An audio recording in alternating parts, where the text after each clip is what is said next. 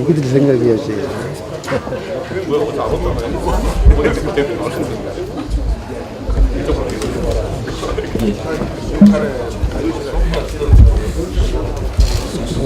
예, 안녕하십니까. 최이배 의원입니다. 지금부터 제37차 바른미래당 의원총회를 개회하도록 하겠습니다. 김관영 원내대표께서 개회 선언해 주시겠습니다.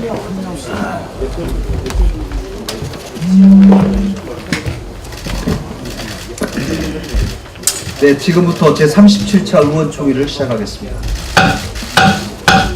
다음은 국민의례 순서입니다. 모두 자리에 일어나 태극기를 향해 주시기 바랍니다.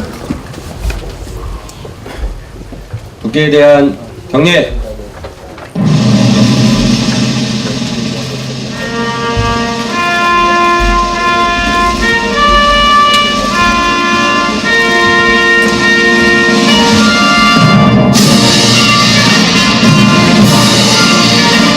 나는 자랑스러운 태극기 앞에 자유롭고 정의로운 대한민국의 무궁한 영광을 위하여 충성을 다할 것을 굳게 다짐합니다.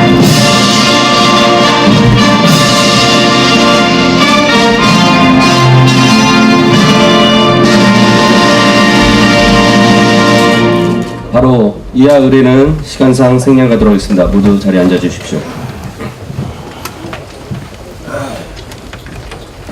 다음은 모두 발언 있겠습니다. 손학규 당대표님 모두 발언 있겠습니다.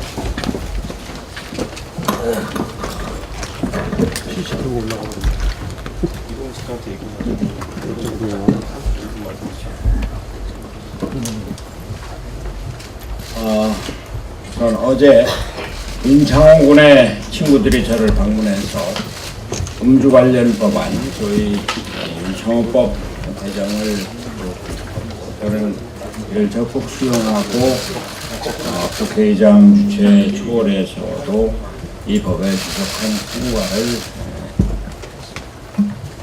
이 과정에서 제가 젊었을 때 나도 음주운전을 한 일이 있다 그렇게 말해요. 제가 한 말에 대해서 국민 여러분들 또 당원 여러분들 걱정을 많이 하실 것 같아서 송구스럽다는 말씀. 제가 윤창호 군의 친구에게 전화를 해서 사과를 했지만 당의 대표로서 경솔하고 사려 깊지 못한 데 대해서 국민과 당원 여러분께 다시 한번 사과의 말씀을 드립니다.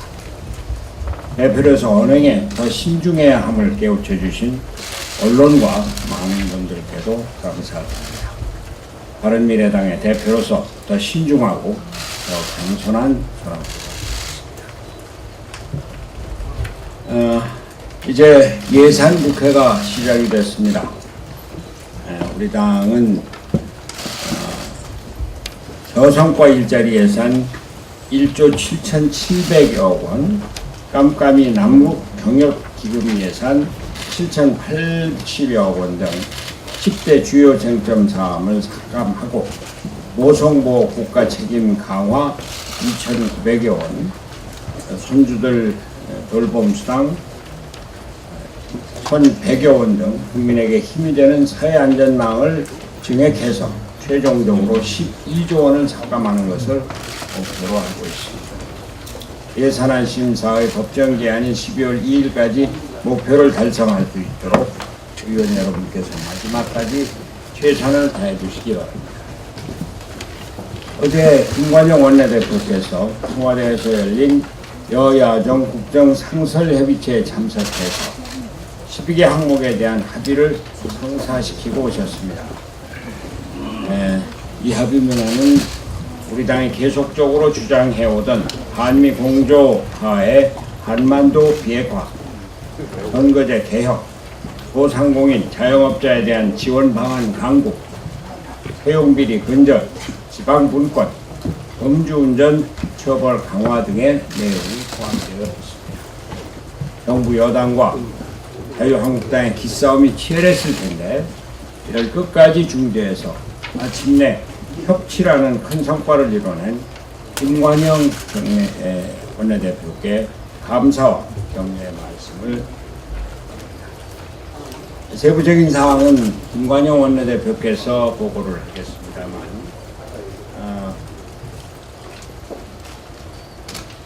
이번 여야정 협의체는 국정 협치의 첫걸음을 내딛었다는 점에서 높이 평가할 만합니다. 앞으로 여야정 협의체를 통해 망가진 민생과 경제를 살리는 협치의 국정 운영이 이루어지기를 바랍니다. 오늘 또 우리 당이 심혈을 기울여서 준비한 바른 토론 배틀 시즌2, 줄여서 바톱의 예선을 통과한 청년들을 처음 만나는 날이기도 합니다. 전국에서 69명의 청년들이 이번 바톱에 신청을 했고, 오늘 예선을 통과한 16명의 청년들과 우리 당 의원들이 멘토와 멘티로 이어지게 될 것입니다.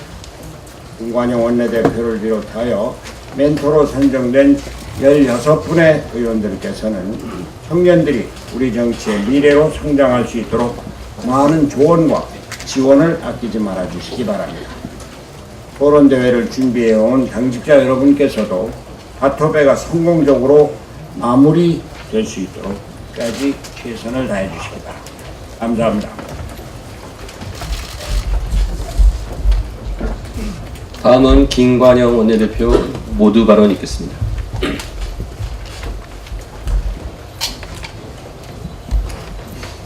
네, 오늘 의총은 어제 있었던 여야정 상설협의체 결과를 보고 드리고, 이번 주에 본격적인 심의가 시작되고 있는 예결위 심사와 관련된 보고, 또 바른 토론 배틀 조추첨 및 주제 추첨 등을 논의하기 위해서 오늘 모였습니다.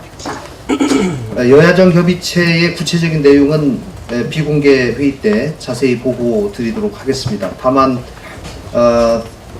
어제 여야정 협의체의 합의문에는 포함되었지 않지만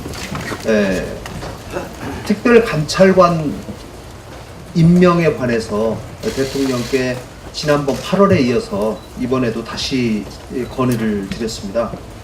현재 공수처법이 통과될 것을 가정해서 특별감찰관을 2년째 임명을 현재 미루고 있습니다.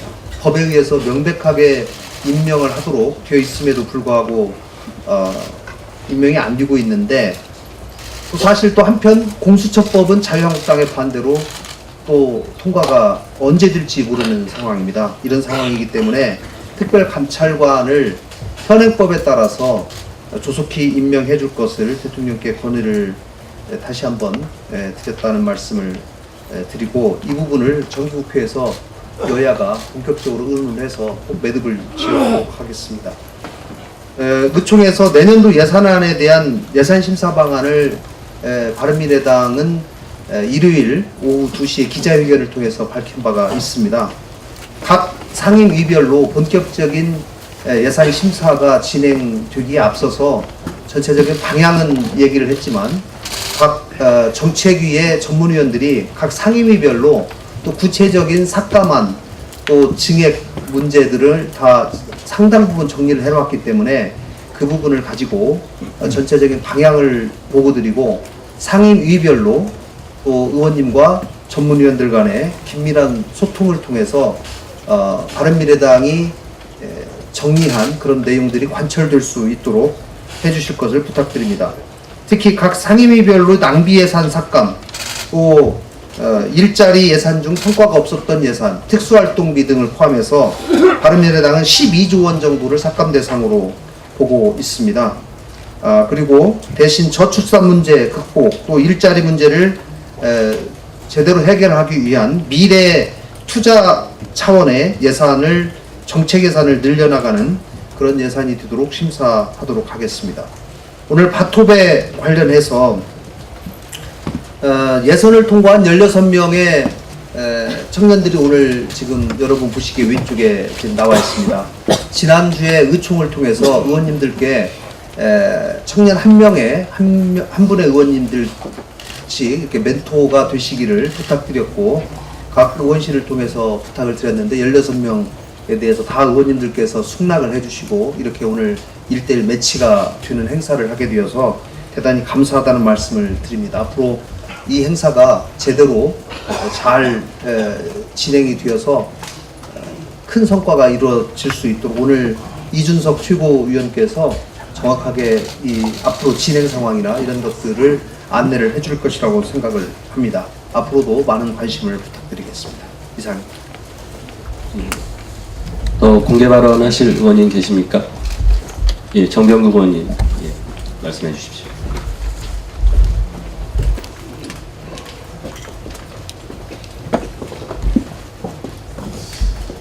예. 어제 그 모처럼 그 여야정 그 정당 협의체를 구성을 하고 그 모처럼 새로운 국면을 만들어 가는 데 대해서 우리 원내대표님께 감사의 말씀을 드립니다. 그런데 어제 협의를 하고 발표된 내용들을 보면 참으로 공허하기 짝이 없습니다. 지금 정말 우리 현실은 그 일촉즉발, 정말 국가가 어디로 가는지 하는 위기의식을 안 느낄 수 없습니다.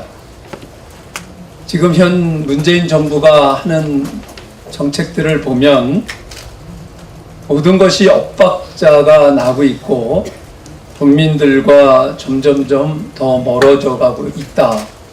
현장을 돌면서 느끼는 생각입니다. 현장에서 이런 얘기들을 제일 많이 듣습니다. 일자리 만든다라고 하면서 문재인 정부 출범 이래 54조 원을 썼는데 그 돈이 다 어디로 갔느냐 하는 얘기입니다. 54조 원을 쓰고도 만들어낸 일자리, 평균 자연적으로 발생되는 새로운 일자리 그 못 미치는 그동안 만들어냈다는 게 50만 개입니다.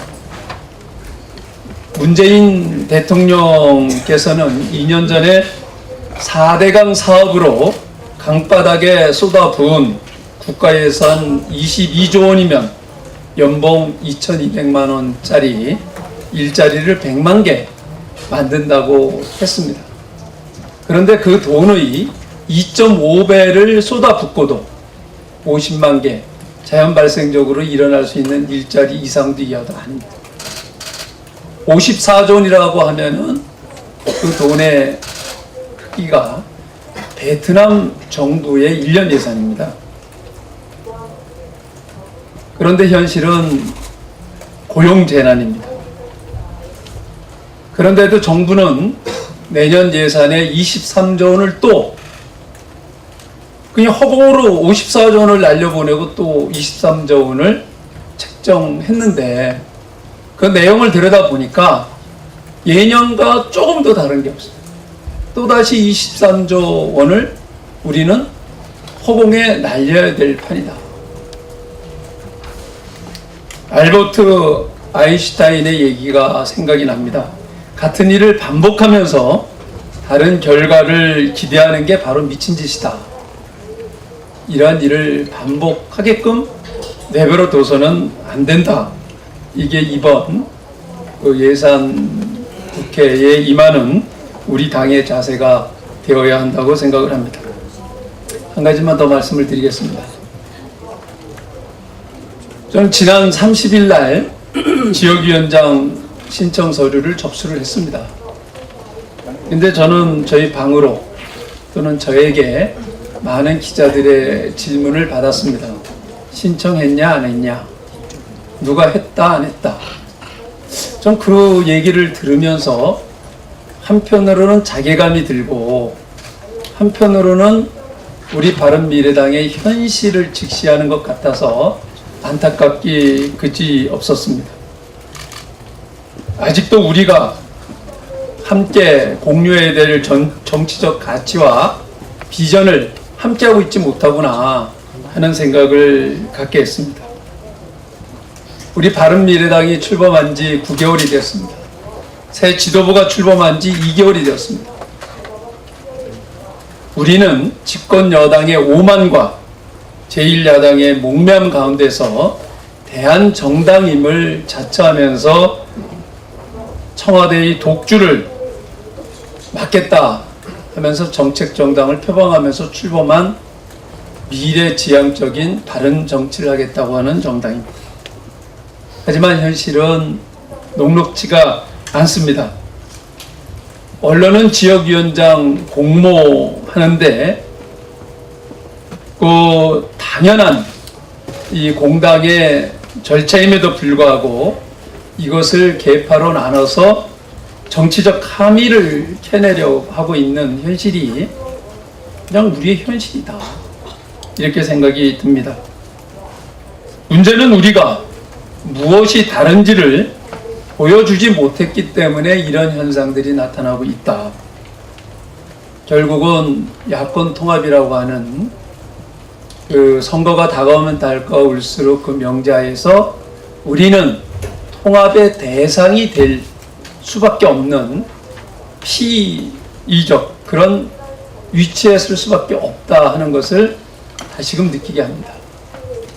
우리가 주창을 했던 바른 정치가 무엇이고 우리가 지향하는 미래의 정치가 무엇인지 하는 것을 분명하게 제시를 하고 이것을 실현하기 위해서 우리가 지금 이 시점에서 무엇을 해야 되는가 하는 것을 하나하나 국민들에게 밝히고 실천해 나가지 않으면 우리는 통합의 대상이 될 수밖에 없다 하는 것을 다시 한번 우리 함께 각성을 해야 된다 하는 생각을 갖습니다. 지금 1차에 이어서 2차 진행 중인 조직위원장 공모와 선출 과정이 저는 바로 우리 바른미래당이 바른 정치를 하겠다는 의지, 미래를 위한 정치를 하겠다는 의지를 보여줄 수 있는 아주 좋은 계기라고 저는 생각을 합니다. 그런데 제 스스로 이 조직위원장 공모 서류를 작성을 하면서 답답하기 그지없었어요. 그 앞에 바른미래당 빼면 더민주당이나 자유한국당의 신청 서류와 다를 바가 아무것도 없습니다. 출신지와 학부를 묻고 직업과 재산을 따지고 당의 기여도와 모집 당원의 숫자, 가족의 학력과 상세 직업까지 따지는 과거의 기존 정당들이 해왔던 방법과 다를 게 아무것도 없다는 거예요. 이러한 신청서를 가지고 무엇을 기준으로 선별을 해서 우리 바른미래당이 지향을 하고 있는 새로운 정치, 바른 정치의 기준을 설정을 하고 다르다라고 하는 것을 무엇을 가지고 보여주려고 하는지 답답했습니다. 지금 발표된 내용을 보면 심사 기준이 굉장히 강화되어 있습니다. 심사 기준만 강화한다라고 해서 우리가 원하는 인재들을 모집해낼 수 없다 하는 겁니다. 바른 좋은 인재 찾아서 바른 정치, 미래 정치를 해내야 될 인재들을 뽑아가겠다라고 해놓고는 움직이지 않는 거죠. 과거에 그 방법대로 계속 나가고 있다. 이렇게 해서는 우리가 원하는 참신한 인재들을 우리에게 올 수 있게끔 또 우리가 뽑아낼 수가 없다 하는 것을 다시 한번 우리가 되새겨야 된다 하는 말씀을 드립니다. 더 이상 우리 정당이 과거의 다른 정당들과 같이 특정 직업군들이 들어오는 그러한 정당이 돼서는 저는 안 된다 하는 겁니다. 그 결과 우리 정치가 어떻게 되었습니까? 정치에 문제가 있을 때마다 우리는 물갈이 얘기를 합니다. 제가 5번의 선거를 치르면서 되돌아보니 평균 매 선거 때마다 47%의 물갈이가 이루어졌습니다. 세계 어느 나라에도 이렇게 물갈이가 많이 된 나라가 없습니다. 그런데 물갈이가 되면 정치가 정화가 되고 더 발전을 해야 되는데 여러분들 발전했다고 생각을 하십니까? 점점점 더 퇴화하고 있습니다. 물갈이가 특정인의 패거리, 패권을 만드는 수단시 되어 왔기 때문에 극단적으로 우리는 현역 대통령을 탄핵하는 이러한 상황까지 왔던 것 아닙니다. 이러한 패거리 패권 정치를 우리가 저버리기 위해서 바른 미래당을 창당했던 것 아닙니까? 그런데 그 똑같은 방법으로 과연 우리가 지향하는 그 목표를 달성할 수 있을까 하는 것을 다시 한번 생각하기를 기대합니다. 저는 먼저 우리 현역 의원들부터 기득권을 내려놔야 된다고 생각을 합니다. 제가 여러 차례 얘기를 했지만 우리 현역 의원들은 법에도 없는 사무실들을 다 이런저런 이유로 편법으로 운영을 하고 있습니다. 그 자체만 가지고도 지역을 점하고 있는 현역 의원들에게는 하나의 기득권이 될 수밖에 없다 하는 겁니다. 이렇게 기득권을 가지고 있는 사람들하고 새로운 정치 신인들하고 과연 우리가 정당한 기준을 가지고 그런 절차를 통해서 과연 우리가 이것을 바꿔낼 의지는 우리에게 있는 것인지, 그런 용기는 있는 것인지 하는 것을 우리 스스로 한번 묻고 싶다는 겁니다. 저는 우리 스스로 먼저 선언을 해야 된다고 생각을 합니다. 우리 당부터 이런 기득권 버리고 법 정신에 이거 해서 우리 스스로 과감하게 당협 사무실, 이런저런 편법으로 운영되고 있는 사무실 폐쇄할 것을 선언하기를 당 지도부에게 또 우리 이 자리에 있는 의원님들에게 함께 그 논의해서 발표해 주십사 하는 말씀을 드립니다. 그렇게 해서 이런 과정으로부터 우리 바른미래당이 하나하나 차별화시켜가면서 새로운 신진 세력들에게 동등한 기회를 주고 정말 좋은 사람들이 있으면 우리가 기꺼이 우리 당으로 모시겠다 하는 의지의 표시가 꼭 필요하다. 이게 시작이 돼야 된다고 저는 생각을 합니다. 이것을 비롯해서 향후 바른 정치, 미래를 지향하는 정치가 무엇인가 하는 것을 그림을 그리고 하나하나 제시해 나가기를 기대합니다. 감사합니다. 예, 더 공개 발언하실 의원님 계십니까? 예, 없으시면